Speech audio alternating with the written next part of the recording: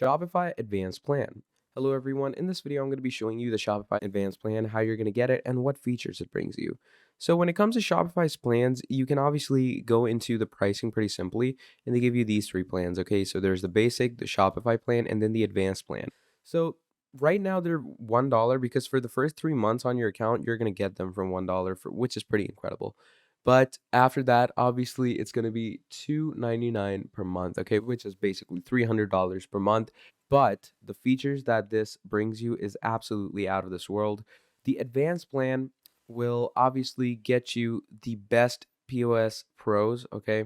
You're going to get an online store, which is going to be fully customizable, obviously. You're going to get unlimited products. You're going to get 15 staff accounts, 24/7 support. You have headless storefronts with one public storefront. You can get up to 1,000 inventory locations. Obviously, the reports are going to be much more advanced, okay? And you're going to get all the shipping labels. Obviously, the online credit card rates and the transaction fees are going to be less, okay? It's going to cut off less tax.